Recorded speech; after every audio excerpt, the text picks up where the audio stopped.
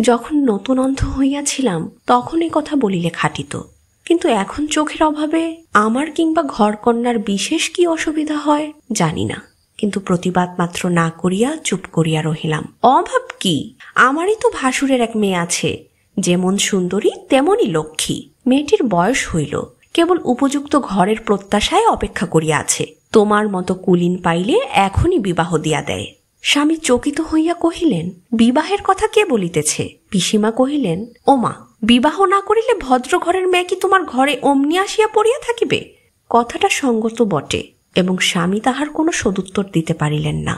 আমার রুদ্ধ চক্ষুর অনন্ত অন্ধকারের মধ্যে আমি একলা দাঁড়াইয়া ঊর্ধ্বমুখে ডাকিতে লাগিলাম, ভগবান, আমার স্বামীকে রক্ষা করো। তাহার কয়েকদিন পরে একদিন সকালবেলায় আমার পূজা আহ্নিক সারিয়া বাহিরে আসিতেই পিসিমা কহিলেন, বৌমা, যে ভাসুরঝির কথা বলিয়াছিলাম সেই আমাদের হেমাঙ্গিনী আজ দেশ হইতে আসিয়াছে। হিমু, ইনি তোমার দিদি, ইনাকে প্রণাম করো। এমন সময় আমার স্বামী হঠাৎ আসিয়া যেন অপরিচিত স্ত্রীলোককে দেখিয়া ফিরিয়া যাইতে উদ্যত হইলেন। পিসিমা কহিলেন, কোথায় যাস অবিনাশ? স্বামী জিজ্ঞাসা করিলেন, ইনি কে? পিসিমা কহিলেন, এই মেয়েটিই আমার সেই ভাসুরঝি হেমাঙ্গিনী। ইহাকে কখন আনা হইল, কে আনিল, কি বৃত্তান্ত লইয়া আমার স্বামী বারংবার অনেক অনাবশ্যক বিষয় প্রকাশ করিতে লাগিলেন। আমি মনে মনে কহিলাম, যাহা ঘটিতেছে তাহা তো সবই বুঝিতেছি, কিন্তু ইহার উপরে আবার ছলনা আরম্ভ হইল। লুকাচুরি, ঢাকাঢাকি, মিথ্যা কথা। অধর্ম করিতে যদি হয়তো করো, সে নিজের অশান্ত প্রবৃত্তির জন্য, কিন্তু আমার জন্য কেন হীনতা করা? আমাকে ভুলাইবার জন্য কেন মিথ্যাচরণ? হেমাঙ্গিনীর হাত ধরিয়া আমি তাহাকে আমার শয়নগৃহে লইয়া গেলাম। তাহার মুখে গায়ে হাত বুলাইয়া তাহাকে দেখিলাম, মুখটি সুন্দর হইবে, বয়সও 14-15 কম হইবে না। বালিকা হঠাৎ মধুর উচ্চকণ্ঠে হাসিয়া উঠিল, কহিল, ও কি করিতেছ? আমার ভূত ছাড়াইয়া দিবে নাকি? সেই উন্মুক্ত সরল হাস্যধ্বনিতে আমাদের মাঝখানের একটা অন্ধকার মেঘ যেন এক মুহূর্তে কাটিয়া গেল। আমি দক্ষিণ বাহুতে তাহার কণ্ঠ বেষ্টন করিয়া কহিলাম, আমি তোমাকে দেখিতেছি ভাই, বলিয়া তাহার কোমল মুখখানিতে আরেকবার হাত বুলাইলাম। দেখিতেছ, দেখিতেছ বলিয়া সে আবার হাসিতে লাগিল, কহিল, আমি কি তোমার বাগানের সিম না বেগুন যে হাত বুলাইয়া দেখিতেছ কত বড়টা হইয়াছি? তখন আমার মনে হইল আমি যে অন্ধ তাহা হেমাঙ্গিনী জানে না। কহিলাম, বোন, আমি যে অন্ধ। শুনিয়া কিছুক্ষণ আশ্চর্য হইয়া গম্ভীর হইয়া রহিল।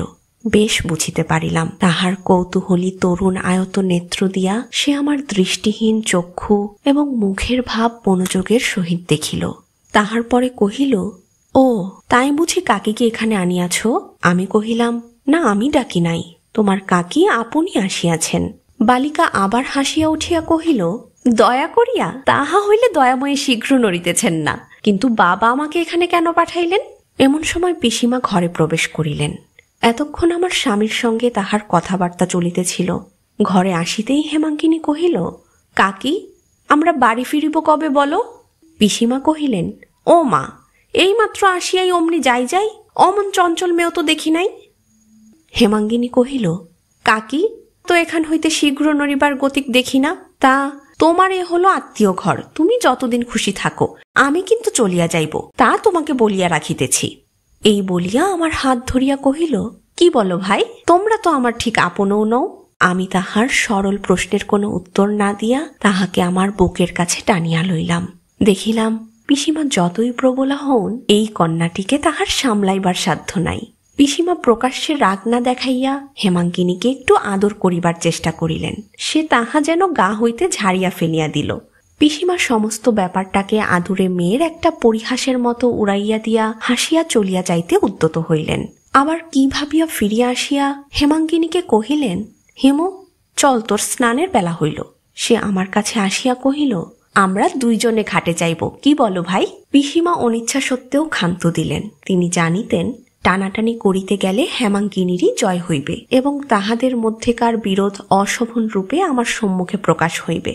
খিড়কির ঘাটে যাইতে যাইতে হেমাঙ্গিনী আমাকে জিজ্ঞাসা করিল, তোমার ছেলে পুলে নাই কেন? আমি ঈষৎ হাসিয়া কহিলাম, কেন তাহা কি করিয়া জানিব? ঈশ্বর দেন নাই। হেমাঙ্গিনী কহিল, অবশ্য তোমার ভিতরে কিছু পাপ ছিল। আমি কহিলাম, তাহাও অন্তর্যামী জানেন। বালিকা প্রমাণস্বরূপে কহিল, দেখো না, ফাঁকির ভিতরে এত কুটিলতা যে উহার গর্ভে সন্তান জন্মিতে পায় না।